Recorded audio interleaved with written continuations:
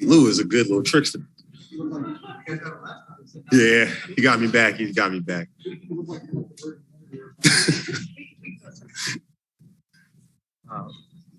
Reggie, I have to ask you about just first that play where you crossed Russ over, talked some crap to him. You guys were former teammates, and then drilled a three and kind of egged on the fans. Just what was that moment like when they're cheering you on like that? Are you hunting that shot? What's going on in your head at that moment? Just get the win. Honestly, yeah, it got a little chippy. Not just one play, nothing serious. But, being former teammates, maybe a little chirping, not much going on. But it felt good. I mean, I knew LeBron was kind of sitting in a drop. I mean, he was up, but he was kind of on his heels. And my guys did a great job setting screens all night. So I just wanted to come off and honestly take that look. And, yeah, that one I probably wanted more than any, especially after the way the energy in the building was going. So we just wanted to close out the game the right way. We felt like we played well and just move on to the next. What was it at halftime that you guys turned a 3-point lead after blowing a 17-point lead into a 30-point lead? It was us. We knew we had to take care of the ball. That was the biggest thing. They got into us. They really started forcing turnovers that second quarter stretch. And it was lob after lob, dunk after dunk. And, with all the athleticism they have once they get on transition, great playmakers makes it difficult. So, they're selfless when they're moving in transition. They're high paced, even at their age. I mean, the athletes they have. So we just knew we had to take care of the ball. And what really kept us calm is, like I keep saying, I think we have the best coach in the league. Funny thing, we didn't say much. You could tell he was probably frustrated with giving up the lead. We knew we're up nearly 20, wanted to keep it going. And T. Lou just kind of comes in calm, smiles, and he's like, hey, we in a great place. Like, we just stopped turning the ball over. We're in a great place. Like, all right, well, coach ain't mad and things are going well. Like, we're doing it to ourselves. So that was the biggest thing we tried to harp coming out of the second half was continue to make them play against our half-court defense. Make sure we shore up rebounds, not trying to give them too many second-chance points, but really stop shooting ourselves in the foot and then giving them live ball turnovers. So make them earn every basket. Reggie, you ended up 2 rebounds and an assist shy of a triple-double. You go into the game, and then you foul to intentionally come out and get your standing ovation. Selfishly, did you kind of want the triple-double, or obviously you just care about the win? No, I've had it in my career. That was a funny thing. I think Norman talked to me about it. He's like, man, Norman and impressed. It's like, you're 4 points, like 2 rebounds and assists away from a 40-point triple-double. All I remember telling him was like, oh, man, that's cool, but like I've had a triple-double in my career. Like, I appreciate them. They come. But the biggest thing was just our energy. I just want to continue to try to play the right way, stay aggressive, and I'm all about dubs. Like, I don't really care about no individual stat at all. I just want to win. And for me, I guess that's a team stat, but being the point guard, probably similar to quarterbacks in football. I think somebody always kind of joke about it, and I watch, and my brother's favorite football team, like, as someone up north in California, I try to live by the same motto. Like, it doesn't matter about stats. Jimmy Garoppolo just wins. And that's the biggest thing I want to do is, like, it doesn't matter about stats. I just want to win. And at the end of the day, that's it. Like, I want my legacy to be I won. I want to win titles. That's something we're trying to push towards. But we get a win, I go home and I feel good. I can fix if I play a bad game. But it doesn't matter how well I play. If we lose, I won't be able to sleep. So it's all about a win for me.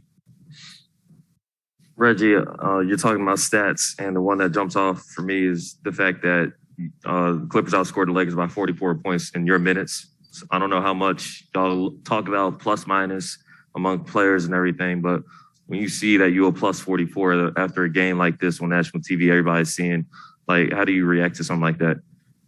Feels good. Feels good, but still not an individual stat. Like, I feel good that I controlled the ball. Not too many live ball turnovers. I mean, I think it's an implication that we got great shots, that we played great defense, but it's still 5 men on the court all the time. So I like to look at it. It's something I definitely do like to pride myself on, trying to be positive while I'm in the game. But at the end of the day, like I said, it's still about win. So it's more so what we did to get the 21-point win. It's a collective 48-minute effort. So, like I said, I'm happy with the production, but it's about us. It's always about us. Reggie, you guys swept the Lakers this season and won these five games in a row. How locked in is this team right now? How what? Locked in. Oh, super. We we come out on a mission. We wanted to close out going to All-Star on the right note. You know, we didn't feel like we did as good as we wanted to, but we're still a hungry team. We feel like we're writing our own story. We understand what the narrative might be out there. We understand we got guys down. We know what the media is going to say at times, but for us, we're just trying to do something special with this group. You know, like I said, we want our brothers to get healthy. You got Kawhi, Paul, Norman. You know, you can name a lot of guys. I mean, shoot, even our rook. Not rook, sorry, second year. But it's just about this team. We want to, like I said, write our own story. So no matter how many guys are down, we feel like we put in a lot of work. We feel like we trust each other, and we feel like we control our destiny. So we're going to continue to come out here. We're going to fight, scratch, claw until zeros hit the clock each and every night. And, you know, when the end of the season comes, we'll see where we stand. Where do you feel like you guys can go? How far do you think you guys can go if you're playing like this? You know me, I don't never put no ceiling on anything. So it's like the tournament. You just got to get in, and anything can happen. I understand statistics. I understand, you know, certain teams may not won at certain seeds before, but I mean, shoot, why not? Like, why not defy the odds? It took one team eventually in the NBA to come back from a 1-3 deficit, and then it's been done more and more. So why not be one of the first? That's really like us. Why not be one of the first? That's our team mentality is we're going to continue to push, continue to go each and every game, and we'll see where the chips fall and where we stand at the end of the season. Zoo has had 3 strong games in a row. Isaiah tonight played well. You guys played pretty well in like the minutes where he shared the court at center with LeBron. What have you seen the difference when those 2 centers since the trade deadline, when the rotation there was streamlined with Serge no longer having that third center minutes? I think they're a lot more confident. Honestly, I think they're a lot more confident. They've been a lot more assertive, aggressive. You know, great. Both of them very unselfish, wanting to pass the ball, do all those things for us. But how unselfish they are in terms of screening, getting guys open. Not just myself on pick and rolls. Amir, Terrence, screening for guys to get open. Pin downs and everything like that. They're creating a lot of action for us. So at some point with them being so unselfish, we need them to be selfish and bury guards in the paint. And I think that's something that they've been taking advantage of that opportunity for us. It's been drawing more fouls. It's been allowing us to get to the free throw line, I feel. But honestly, those 2, especially starting with Zoo and then Isaiah keeping it going as they come in. They've been commanding the paint for us, and they've been allowing us to fly on the perimeter, use our length, and allowing guys to do what they do. I mean, I think it allows Nico to press up even more, use his length and be a specialist as he is. I mean, he can guard 1 through 5, but he can pick you up 94. He can play on the post. And then having bigs like Zoo and Isaiah who can man the paint but also switch out, I think it's making it very dynamic for us. And then you got Rocco. So, shoot, you don't know if big fella's playing 5 or he's guarding Russ playing 1. You got Rocco playing big. So I think those 2, really everything we've done has started with them, offensively and defensively.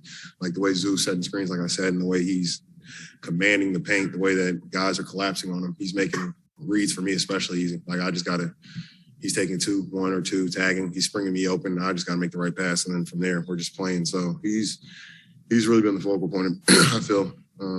He's been the centerpiece of everything that's going on is the way that he's coming out. And I think we've taken off ever since Zoo's come out and really taken off himself. And then we've just been flowing as well. Like Isaiah's been playing well, I think, throughout the entire season. I know he had some ups and downs just figuring out how to play within our team. And his minutes were sporadic, you know, figuring out, like you said, with our 3 bigs. But ever since he's gotten more consistency, I think we're figuring him out and he's figuring us out. And it's a different wrinkle and it's allowing us to play fun, free-flowing.